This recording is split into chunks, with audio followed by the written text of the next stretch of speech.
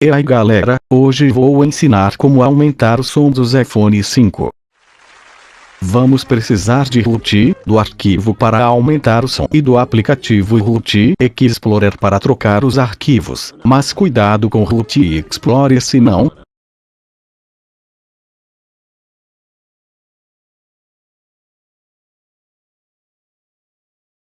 Agora vamos abrir o Root Explorer e clicar em montar R/W e deixar montado como R/O. Então vamos pegar o arquivo para aumentar o som que vou deixar na descrição do vídeo e vamos substituir o original que está no diretório que também deixarei na descrição, portanto leia a descrição rápida.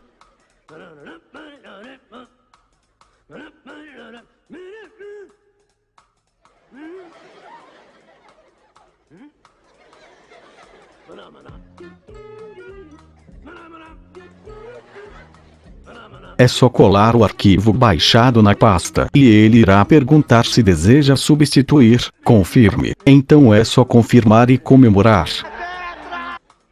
Ainda não está terminado. Mantenha apertado sobre o arquivo já substituído e vá na opção Permissões. Não seja rebelde e deixe as caixas marcadas exatamente como estou deixando.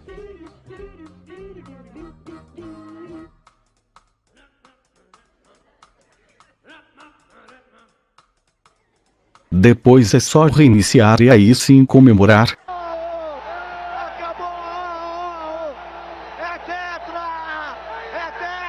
Depois se quiser pode retirar o root que a modificação irá permanecer do mesmo jeito. Valeu, falou!